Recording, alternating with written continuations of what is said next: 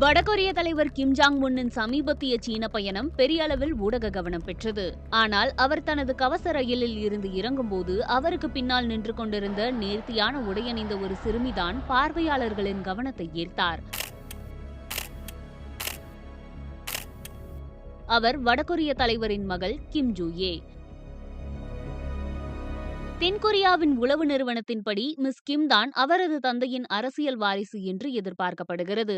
ஆனால் அவரை பற்றிய விவரங்கள், அவருடைய சரியான வயது உள்ளிட்டவை அதிகமாக பொதுவெளியில் இல்லை. இருந்தாலும் அவரை பற்றி நமக்கு இதுவரை தெரிந்தது என்ன? கிம் ஜாங் உன்னுக்கும் அவரது மனைவி ரிசோல் ஜூவுக்கும் பிறந்த 3 குழந்தைகளில் மிஸ் கிம் 2வது குழந்தை என்று நம்பப்படுகிறது. கிம்மின் குழந்தைகளின் எண்ணிக்கை குறித்த உறுதியான தகவல்கள் இல்லை. கிம் தனது குடும்பத்தை பற்றிய விவரங்களை மிகவும் ரகசியமாக வைத்திருக்கிறார்.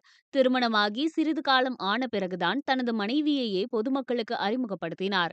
அவர்களின் ஒரே பிள்ளையாக கிம் ஜூ ஏவின் இருப்பு மட்டுமே வடகொரிய நாட்டின் தலைமையால் உறுதிப்படுத்தப்பட்டுள்ளது. கிம்மின் வேறு எந்த பிள்ளையும் பொதுவெளியில் காணப்படவில்லை. முதன்முதலாக கிம் ஜூ ஏ பற்றிய செய்தி ஒரு எதிர்பாரா இடத்தில் இருந்துதான் வந்தது.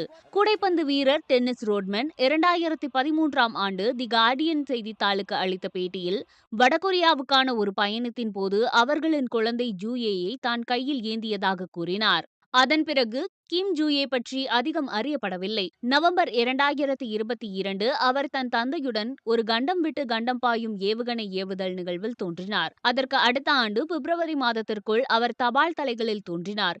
கிம் ஜாங் உன்னின் மதிப்பிற்குரிய மகள் என்று விவரிக்கப்பட்டு உயர் அதிகாரிகளுக்கான விருந்துகளில் கலந்து கொண்டார். மதிப்பிற்குரியவர் என்ற சொல் வடகொரியாவின் மிகவும் முக்கியமான நபர்களுக்கு ஒதுக்கப்பட்டுள்ளது. கிம் ஜூ ஏவின் தந்தையின் விஷயத்தில் எதிர்கால தலைவர் என்று கிம் ஜாங் உன்னின் அந்தஸ்து உறுதிப்படுத்தப்பட்ட பின்னரே அவர் மதிப்பிற்குரிய காம்ரேட் என்று குறிப்பிடப்பட்டார்.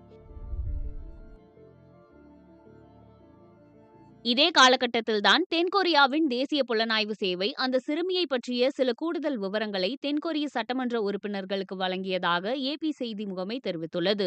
கிம் ஜூ ஏவுக்கு குதிரை சவாரி, பனிச்சறுக்கு மற்றும் நீச்சல் பிடிக்கும் என்றும் தலைநகர் பியோங்யாங்கில் உள்ள வீட்டிலேயே அவர் கல்வி பயின்றதாகவும் தேசிய புலனாய்வு சேவை கூறியது. அந்த சமயத்தில் கிம் ஜூ ஏவுக்கு சுமார் 10 வயது இருக்கும் என்றும் NIS தெரிவித்தது.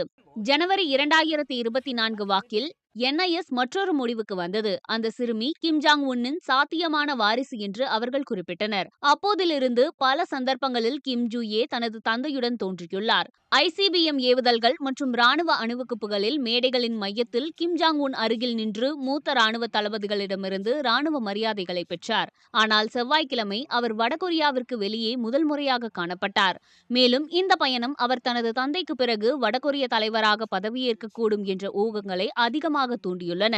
1948 முதல் வடகொரியாவை ஆண்டு வரும் கிம் குடும்பத்தினர் தங்கள் குடிமக்களிடம் தாங்கள் ஒரு புனிதமான இரத்த குடும்பத்தை சேர்ந்தவர்கள் என்றும் அவர்களால் மட்டுமே நாட்டை வழிநடத்த முடியும் என்றும் கூறுகிறார்கள். இருப்பினும் இதுவரை ஒரு பெண் கூட வழிநடத்திடாத ஆணாதிக்க அரசு என்று வடகொரியாவின் மீது உள்ள பிம்பத்தை சமாளிக்க கிம் தனது மகளை இந்த கட்டத்தில் அறிமுகப்படுத்தியுள்ளதாகவும் ஊகங்கள் உள்ளன.